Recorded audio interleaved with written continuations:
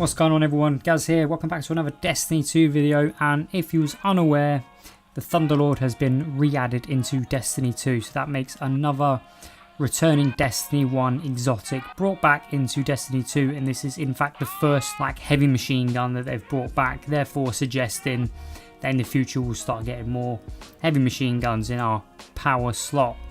Anyway, the way this started was a 3-week quest. Now, we knew it was going to be a 3-week quest, but we figured it would probably be quite a few things to do since it was going to be over 3 weeks. And the purpose of it was to find Master Ives' killer as he'd been murdered. If you're unaware and never played Destiny 1, Master Ives was the Cryptarch that could be found at the Reef. And apparently him and Master Raoul, they didn't see eye to eye on most things. So he could have been a suspect, but you know, we thought we'd go out on this little journey and investigate and find out how Master Ives had been killed. Now, the first part of this is you have to collect journal pages. You have to get 10 journal pages, and you could do this either by decrypting legendary engrams, exotic engrams, or defeating certain fallen on the EDZ.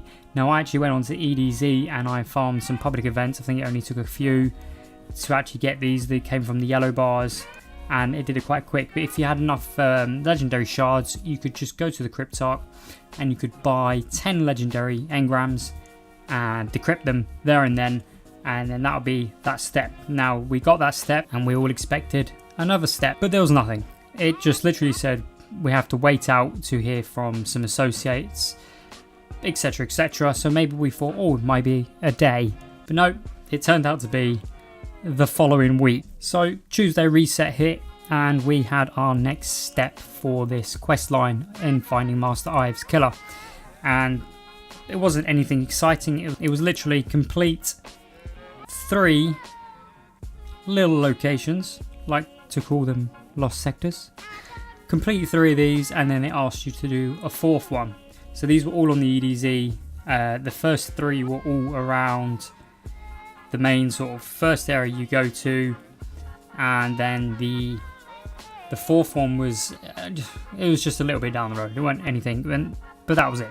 That was all that step was. So still, this was looking quite like a bit of a disappointment for bringing back an exotic into the game and hunting a killer. Now, then come round reset on the Tuesday, and this is where things got a little bit more interesting. We got sent back to the final lost sector that we did on week 2, and as you got in there was a transporter, and this actually took you back to the Cosmodrome where you initially start your Destiny 1 journey, where you get first picked up by your ghost. So if you never played Destiny 1, you get a bit of a feeling of where we started in Destiny 1. So then you make your way down into the Cosmodrome as you do in Destiny 1.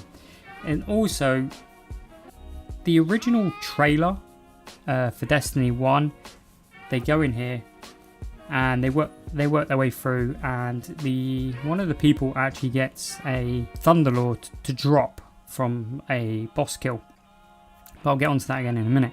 So we work down through the Cosmodrome and go through some of the sites that we've seen before, and then we come into an area that we used to be able to go into, and there's usually a fallen captain or whatever in there, just like in the trailer. And what used to happen is a fallen captain comes out of this pipe.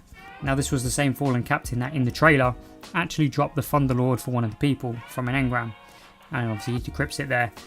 The trailer's a bit iffy. If you haven't seen it, I'd suggest you see it, but you know, it's sort of like solar grenades with a Nova bomb and some strange things. But this is the same fight, and it's sort of like a nostalgic view to bring on a Destiny 1 exotic into Destiny 2 and taking us through the first mission of Destiny 1 as sought.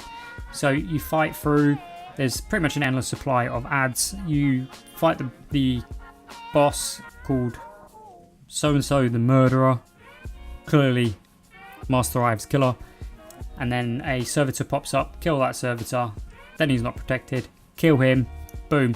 Then you head back to the tower, you speak to Amanda, and you receive your Thunderlord. Now, Thunderlord has changed a little bit since Destiny 1, and it's actually really, really good. I didn't mind it in Destiny 1, but it's actually really good in Destiny 2 as well. It's really good in PvP, and it's pretty good in PvE if you hadn't seen any videos. Now, if you didn't get this, I don't know if it's available, this quest step, until the 27th. Now, I don't know if you hadn't done any of it, it will do it now, as in you can do all 3 in one go. Or if you have missed out on the chance after the 27th, this will become a naturally, randomly dropped exotic from the loot pool, like any other exotics that you might get, which for me has been none since the Forsaken's dropped. I've got a couple of bit of its armor, but no new weapons from drops. So yeah, that's that RNG. But anyway, that was just a quick brief overlook at the complete guide to getting the Thunderlord if you had missed it, or you was just ignoring it.